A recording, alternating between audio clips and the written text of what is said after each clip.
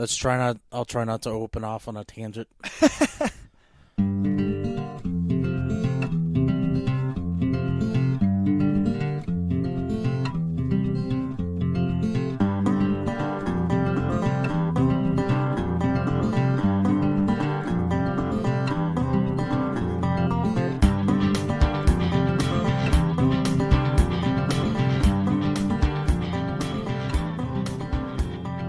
Greetings, one and all, and welcome to the new episode of Dakota Boys Talk Movies, where today, this afternoon, this morning, whenever you are listening, we are going to be talking about movies that we don't like, that it seems like a majority of people do. So kind of a flip of what we did on the previous episode, and just kind of going the other way with it, where these are movies that it just feels like, for the most part, critics and audiences kind of were holding hands all in one, saying, these were, I don't know what that was. These were pretty good movies. But we didn't feel that was so, at least in our opinions. Yeah. As always, these are opinions. We're not going to be cinemaphiles today. We're going to be cinema haters, I guess. But we feel like we could make a strong enough case where it'll maybe make you rethink these movies a little bit. Who knows? So we each did 3 again. So Dakota, let's start with you this time. What is your first movie? All right, man. What's your first piece of garbage? I'm going to let the haterade flow right off the bat. The Wolverine. Okay. It came out. People clamored to see it. I was one of those people who was actually generally excited to see it. Went to the cinema, couldn't wait for the movie to just be over so I could leave and go home and like try to sleep and forget that I saw this crap. Wow. Yeah. You hated it that much, huh? Well, where do I begin? I mean, I guess it boils down to the fact that I remember reading and quite loving the Frank Miller, Chris Claremont story it's based off of, where Wolverine goes to Japan, falls in love with a Yakuza boss's daughter. Some mishaps ensue, and he ends up getting the crap kicked out of him, and the love of his life at that point was taken away. And yeah. And going in theaters, I just kind of had hopes that it would be a story similar to that. And then what it boiled down to was Wolverine just went to Japan. And it was like, okay, very, very little was kind of shared between the two stories, to the point where you couldn't really compare them to one another. Huh. And they threw in kind of just so much weird, random mutant stuff. It was just like, what was the point of all that? Just to have more mutants running around your movie? To make it feel like an X-Men movie? They were just bragging that they can use the term mutants. Yeah. And then the third act comes and happens. And at that point in time, I was just like shaking my head like, what the hell am I watching? Of course, everyone else was just like, eyes were just glued to the screen, like they were watching Jurassic Park for the first time. Yeah, and maybe that's where I'm different than you, because I like this movie for the most part, but maybe it's because I didn't have as much of a tie to the comic. Yeah, and maybe that's where the difference is. I did read Origin, and that's what made me excited for the first Wolverine solo movie, and then I was like, ugh, like it was nothing like that comic at all, not even remotely close. Not even capturing the spirit of it, honestly. And so maybe that's where I am with that one too, although I feel like a lot of people just hated that movie for a lot of reasons. But yeah, that's interesting. The Wolverine, huh? Yeah, when I found out that the director was going to be returning to kind of end the Logan saga for Logan, I was kind of just like, oh great, here we go again. But did he let you down that time? No, it was actually quite a tear-jerking movie. I feel like it was because James Mangold got to do what he wanted to do on that movie, whereas I think in the Wolverine he had to follow a little bit in what the studio wanted him to do. Yeah, I don't know. That's the only explanation I come up with, because the film, you can watch like the first 2/3 of that film and it'd be enjoyable, but the ending dropped the ball pretty hard. Yeah, it did. Yeah. And yeah, it just boom ruined the whole experience for me. Okay. Yeah, so the Wolverine. All right. Well, my first movie goes to one that people really have a strong attachment to. So this is dangerous territory I'm walking into here, but it's Bambi. Oh Lord. I hate, with a capital H and a capital A, capital T, capital E, Bambi. I feel like it's supposed to be this coming-of-age tale, and I guess is a coming-of-age tale, but really what it ends up being is just shining this light that hunters are like evil people.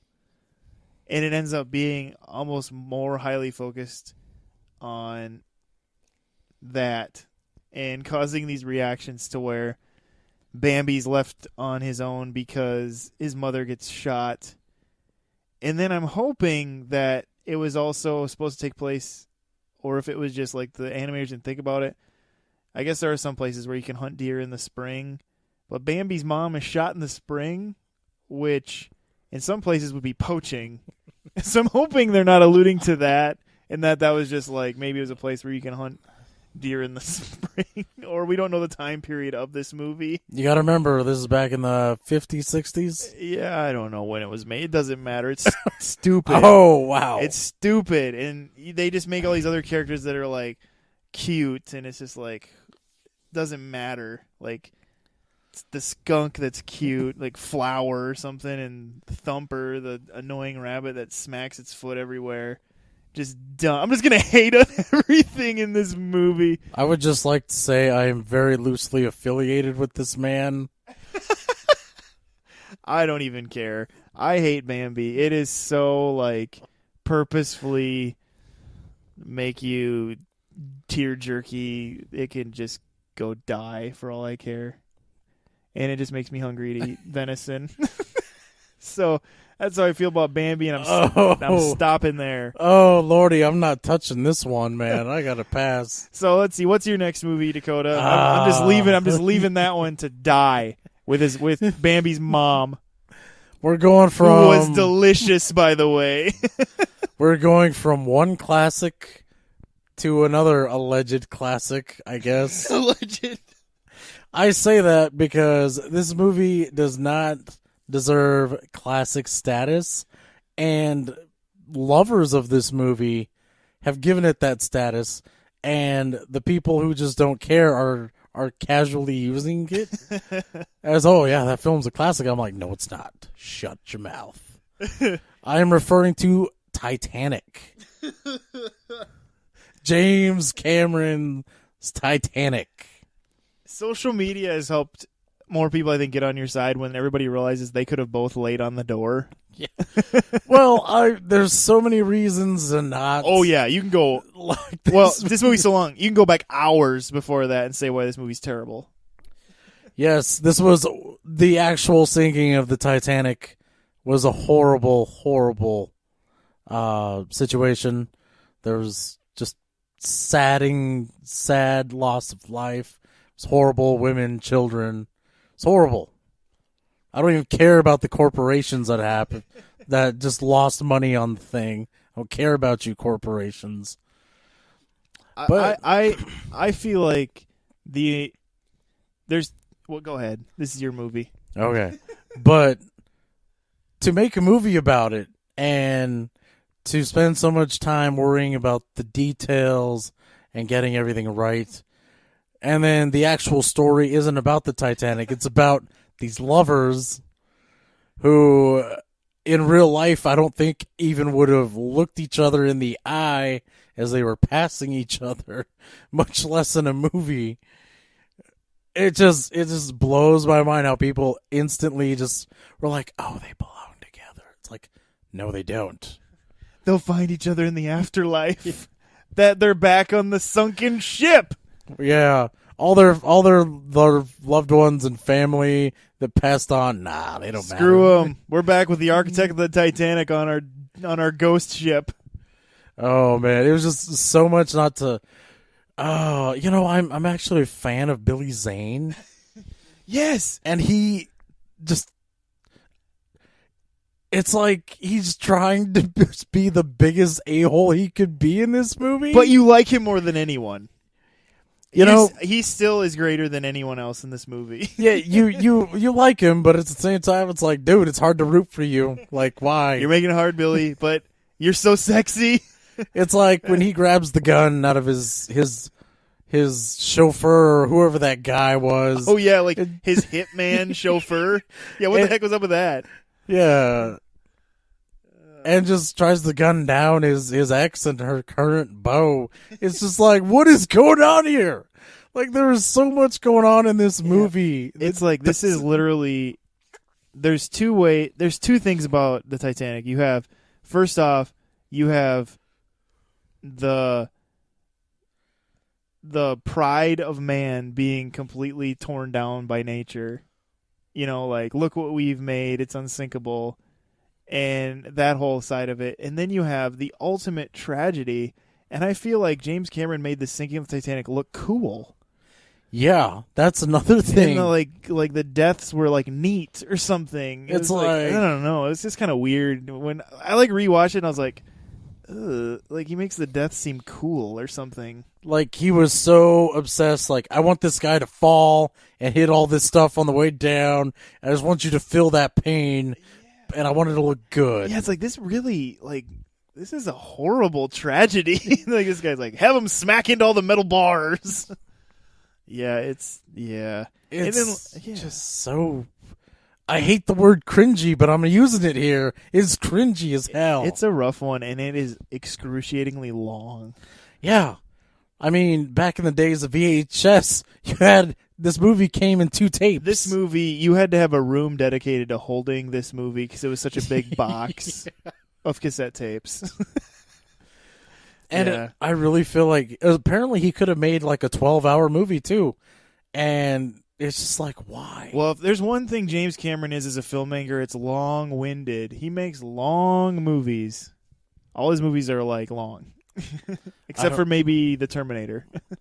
Yeah, I don't understand his motivations for doing some of the stuff he did. I don't know. Just it made a buttload of money. Yeah. Skyrocketed Kate Winslet's career, I guess, and Leonardo DiCaprio's, they turned out pretty good. Yeah, I mean, they both turned into pretty good actors and an actor and actress, so. Yeah, but the people hold this film in esteem, very high esteem, like it's on a mountain. Yeah. And it's just like, why? Yeah, I don't get it either, honestly. Yeah, Titanic. Anyway. Yeah, moving on. It had that cool spit scene, so anyway. Yeah. My next one, I just realized my next one might cause more backlash than bringing up B&B. But no matter, I've tried watching this movie, and I think I made it through once, but I've tried watching it 4 times, and I can't do it, and I feel like I don't care. It's just long and boring, and it's whatever. Yeah, there it is. But people treat this like it's just this pinnacle, and I feel like some of the people maybe treat it as this pinnacle movie haven't even watched it. They just know they're supposed to treat it in such high esteem or something. But it's The Godfather. I don't care. I feel like it's this whole movie just leading to that last scene where he closes the door on his wife. And it's just okay, he's the Godfather now. There you go. I don't care. It's just really long, and it's just I don't know. It's just a movie, but we treat it like it's more than a movie, I guess. I don't know. I don't get it. But I guess if you get it, you get it. I just don't. I don't know. I feel like my movies, I just don't have much to say about them because everybody knows them. And it's just like, Why, Steven, what don't you like about the movie? it's just everything. It just feels long and boring for most parts. And then it'll have like a really quick, exciting scene. Like somebody gets shot to death or something. And then it's just long and boring again. And then somebody gets shot. And then it's long and boring again. And then he closes the door on his wife. And he's the Godfather. And there's the movie. Oh, Steven. And I mean, he starts all young and innocent, and it's like his transition. It's like, yeah, I know, but I've seen that in like a half-hour episode of something. I just don't feel like this movie is as entertaining as we treat it. Like we treat it like this pinnacle of entertainment, and I don't find it entertaining. And I guess it's like a big character study. I just don't get it as an entertainment movie. I guess it's just way too slow paced for you. Yeah, maybe. I'm okay with the slow burn. I just don't get this one. Like There Will Be Blood is like a slow burn movie in a character study, but I still feel like it holds my attention as far as like the character arc, where the story's going. It's just for some reason The Godfather is just one I can never. Whatever. So congrats Marlon Brando and Pacino, I guess. James Caan, R.I.P. Or your character at least. I guess you're still alive. Yeah, he's still very much kicking. Oh, well, man. he's kicking. I'm just kidding. Sorry, James Caan. I'm sorry if I just offended the fact that you're only kicking and not just really kicking. But anyway, yeah. So there you go. I hate Bambi and The Godfather. Deal with it. Oh, Lordy, Steven. All right, Dakota. What's your next one? Oh, it's like you're intentionally trying to start a riot here. Maybe. I'm just finally getting these off my chest. So, okay, this one is actually very recent, and I probably wouldn't have such a problem with this if everybody wasn't in love with it. I'm talking about Beauty and the Beast. The live action one is why you mean recent? Yes. Okay. Yes. Just to clarify, because the animated one is pretty great. Yeah, we were just children when the one came out. I mean, that was pretty long ago. Although I think we can all admit that he was a lot better looking as a beast in the cartoon one. I don't know about the new one. So. Oh, where to begin? Where to begin? How about the beginning? Oh, my favorite part. Ooh, Sound of Music? Nice. Anyway. A very good place to start. I'm sorry, but this movie is just such a horrible mishmash of things. It's like they took these ideas that the old movie had, and they tried to infuse like modern ideas with them, like even though this is like a small rural town in France and like it's the 1700s or something, but let's modernize it. Yeah, we're gonna throw a few black people in there, and we're gonna have like a lot of people with English accent, and then occasionally with that one person with the French accent, just to remind you you're in France. And then, well, this one guy's just gonna be doing like, what is he accent? What is he accent? That's my favorite new phrase. It's a what is he accent. I'm referring to Kevin Kline. He does this like, it's almost like a really kind of like, you got to really listen to him, and then you catch the British tones in his voice, and then occasionally like how he pronounces words will be like a little French inflection there, but mostly he's just American, like kind of the opposite of Tommy Wiseau. It's like he's just the accent. I don't know where it's from. Some European country where they smoke cigarettes with every meal and black leather jackets are everywhere. Les poissons. C'est la vie. Yeah. And then they decide to like keep the musical element in it. Right. Yeah. Well, Disney. I mean, they're gonna keep a musical element. But they use the same songs. Like, can you guys do what Charlie and the Chocolate Factory did and like try to spice up the old songs? Sure. Because to be clear here, the original music in the 90s version, flawless. Just flawless, beautiful music. It's a pretty great soundtrack. And then it's like, they gathered together like some townsfolk in random places who were like the best singers, threw them all in a room together, and like, here you go, have at it. And it's just, oh man. Emma Watson is a lifeless, dead singer. Here's what bothers me. It's like they just took the script from the original animated movie and like changed some things because it's still the same story. It unfolds the same way. And they hired like a couple actors to just play complete fools for the role of Gaston and LeFou, whatever. Not Pepe Le Pew. And this movie actually turned me against Josh Gad. Like I hate Josh Gad. Pixels didn't do it for you. It was Beauty and the Beast. Huh? Yeah. I found out after this he was lobbying to play the Penguin in a Batman movie. I considered getting a hold of Ryson. Just like, how would I get a hold of this, and how would I transport it through the mail? Oh, God. I considered it. I didn't look into it. That would have been considered. You can check his internet history. It's clean. But just so much of this, it was unnecessary. I'm sorry. I'm going to get a little preachy here. It just stunk of today's culture, and today's culture kind of sucks. Just throwing that out there, guys. I'm sorry. I'm not going to defend this movie. You're not going to hear any defense from me. And just another thing, the CGI sucked.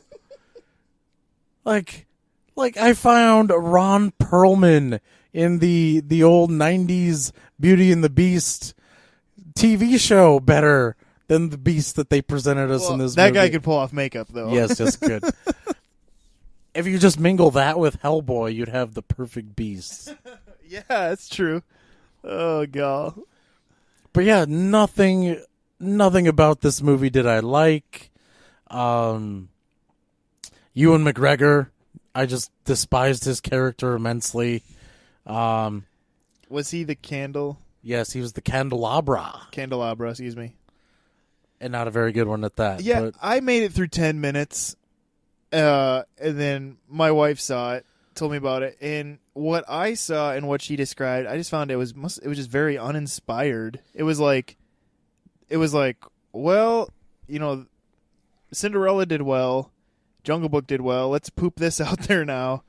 Yeah, and it was the most uninspired of the three, because even though Cinderella was pretty quaint, it was still endearing in its own way. And Jungle Book found a way to make the story fresh, but still have some of the same story elements there. But this one, yeah, it just felt like, from what I saw and what I understood, it's pretty beat for beat, other than a few little things. Yeah, it's just, and I'm sorry, the BR guest in the old animated movie still looks 100 times better than what you see in this movie. And it's just so, they made so much money off this, it blows my mind. Yeah, I know, because at first you go, why are you remaking a classic? And then you realize, oh, this made money. It'd be like if we remade Patton and we just like, how dare you? How dare you? we made it, the cast more multicultural, and we I don't know, we hired like a younger guy, but we put him in makeup. But all the dialogue's the same. Yeah, it's just, and then we have English people playing the Germans. Like, people would be like, "What were you guys trying to accomplish here?" Yeah. Oh, and we mute the colors and tones on the uniform so they look a little different, and then we'd basically be accomplishing what. And we make Patton almost more of like a pacifist or something, because you got to modernize it. Because he glorified war quite a bit. Yeah. Oh man. Oh boy. Instead of slapping the soldier, he kisses him on the cheek. There you go. Yeah.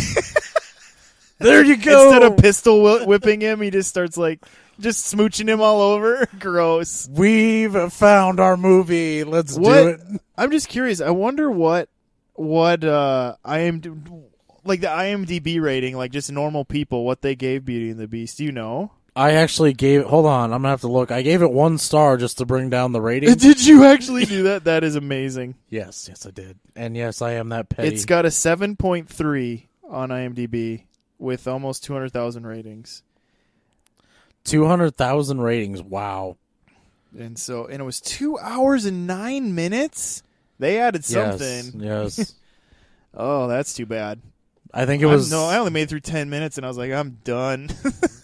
It was when Emma Watson started singing the "Little Town Full of Little People" Bonjour song. I was like, "Oh my gosh, she's a lifeless dumpster fire of a singer." Oh my gosh, she just was like, it was lifeless. They honestly probably should have replaced her as a singer. Had a singer. Yeah. I don't know if people realize this, but outside of like Julie Andrews and some of those actually like amazing singers, a lot of people are dubbed with other people. Yeah, you wouldn't. Like in My Fair Lady, Audrey Hepburn's not singing, but you either don't know that or you don't care, even if you do. Well, the performance was so solid, we just didn't care. Yeah, because she's good. Some people can act, but they can't sing, and that's okay. I don't get this whole like they have to do their own singing, or like the Les Mis thing where it's like they actually sang live on set and like whatever. It just ends up hurting a lot of movies, but I think. What you've pointed out is I think this whole movie was just a bad idea, but unfortunately because it made money, Disney's going to keep crapping these out. Yeah, I'm silently afraid they're gonna remake Pocahontas any day now. Ooh. Oh man. That could be a tough one. Mulan is coming, people. Yeah. I mean, They're figuring out a way to do a Winnie the Pooh one too, so I don't know. We'll see what happens. Anyway, let's move on. We'll just end that. All right, let's put this show out of its misery. That's you. How many have we done here? Did you do all? I did my 3. You did all 3, so we're on my last one now. Which my last one is one that did get a lot of critical attention, Oscar attention, and I feel like audiences really latched onto this one too. So it made me curious. It didn't make me curious enough where I was like overly hyped or anything, but I went in going, I'm kind of curious about this. I liked the director in other places and things like that. So I gave it a shot and just did not think it was. I mean, it was fine. I just didn't care for it a whole lot. Gravity is what I'm freaked to. Sandra Bullock and George Clooney at times. I don't know. It was just. It was fine. I just didn't get I didn't find it that captivating or entertaining. And then I was surprised when I found out that a lot of people did find it very entertaining, very captivating, and that it kind of like reinvigorated Sandra Bullock a little bit. Not that she was like bad in it, but it was like, why was this the movie that people really liked? It was very, I don't know. Is avant-garde the right word? I don't know what it was. Yeah. Well, it was directed by Alfonso Cuarón. Yeah.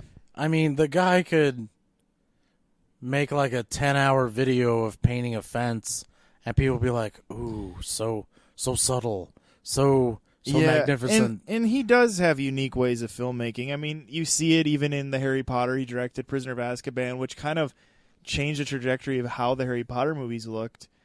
And Children of Men had some interesting shots. He did a lot of long takes in that movie and interesting camera angles. And I really feel like Gravity was like more of like a technical challenge for him than anything. But I thought overall, like, I don't know, and I just found it kind of unbelievable too. Like, it kept taking me out how unbelievable the situation was. Like, she would just be dead. I just feel like she would just be wherever George Clooney was. Yeah, I think that's the problem of when you do sci-fi, but very realistic sci-fi. I think that's one of the reasons why people kind of hate on Christopher Nolan's Interstellar. I almost said Inception. Man, He has too many movies that start with an I. Yeah. But yeah, it's man, you gotta just kind of jump in with 2 feet. That's what I did. I mean, you just gotta go along with the story, and really the only interesting about this movie I thought were like kind of like the chaotic destruction scenes and how he shot those. Yeah, that was probably the most interesting part, because even her as a character, I wasn't really latching to her. I don't know. It was just like, I don't know. It was just another one where it was like, it is what it was. I just didn't care. Yeah, and then I just kept thinking about how unbelievable everything was. George Clooney, it was, for me, I know you're not a big of a fan of it, but he was honestly probably the only decent actor in there. And granted, it's just basically, I think, 4 actors in the whole movie. Yeah, something like that. Yep. But yeah, that would definitely be another one that I just didn't care for. Probably not as controversial as my other 2 picks for not liking, since I picked Bambi and The Godfather. But yeah, these are just a taste of some of the ones that a lot of people seem to have affections for, especially like Godfather, Bambi, Titanic, things like that. Even Sleeping Beauty in a lot of ways too. But man, we just for one reason or another just don't care for them. But yeah, that's just us. So let us know what you think about our picks, or maybe ones you think we should have talked about, because you have feelings about them.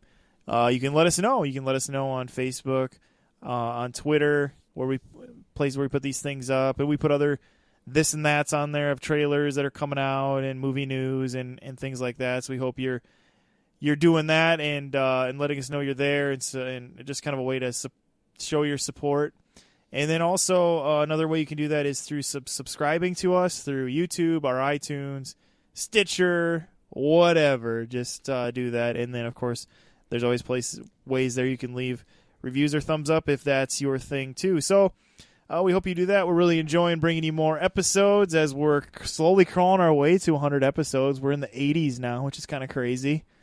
We're coming into like doing this for 3 years, which is kind of crazy too. Yeah, it doesn't seem that long ago we started doing it.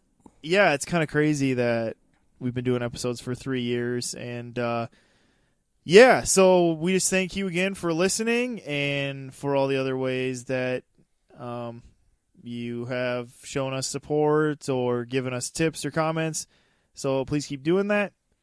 And we'll catch you next time then. So this is Steven. This is Dakota. See you later.